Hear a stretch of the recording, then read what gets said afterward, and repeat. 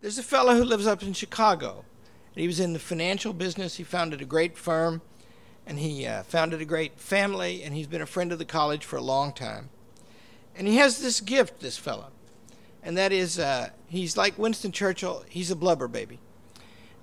Anytime something happens that moves him and that he thinks is fine, he cries like a baby. He's ashamed of it. I've seen him try to cover it up many times. And he said to me one time, he said, "You know, you make me cry." And I said, "You know, Steve, any fool could make you cry." He was a friend of Milton Friedman.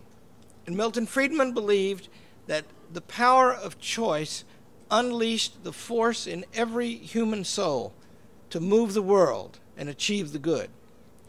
And he thought that school competition was the key. And Steve Barney knows that and loves that. And so my life for about a decade was a parade of Steve Barney every time I saw him, working himself up into a big cry and telling me that I had to do something about K through 12 education. And finally the day came, I said, okay, I'm tired of it. I think I know something we could do. We know how to teach and we know how to run a school. Maybe we could help start some charter schools. Steve Barney is the main force and financially behind our effort in this regard. And like Chuck Cook, this wouldn't be here without him. Everybody please thank him.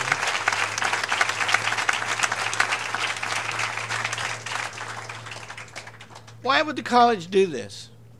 Hillsdale College is the easiest thing to understand on earth.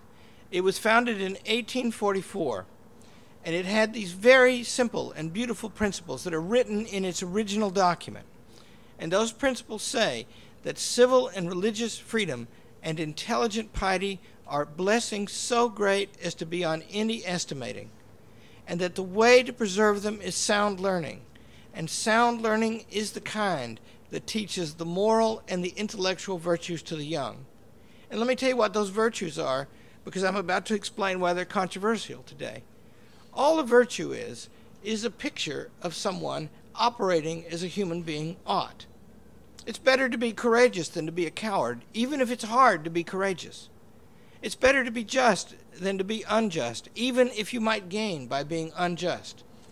It's better to be moderate, even if you could have an excess of pleasure that especially the young want, because of course their bodies are growing and they are coming into themselves.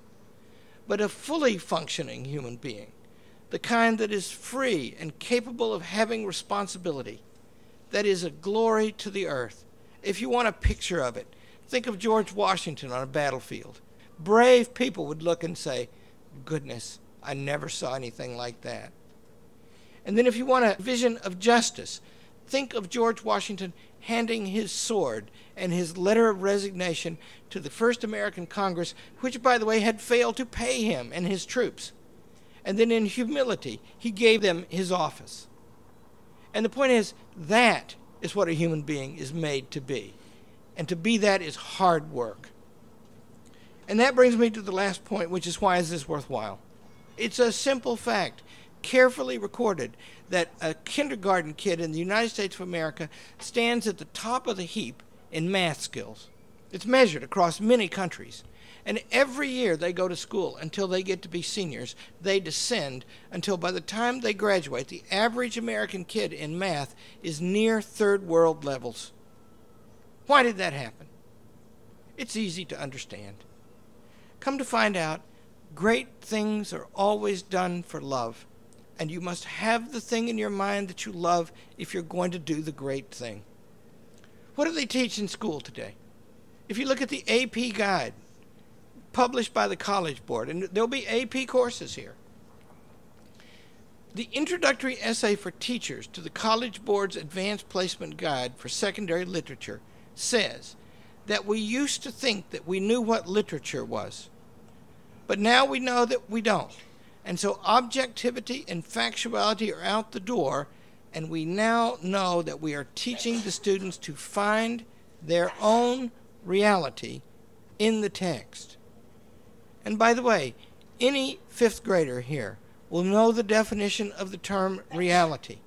It means real. And the idea that each person could have his own is a rot at the heart of education in America, and it deprives the schools of their energy.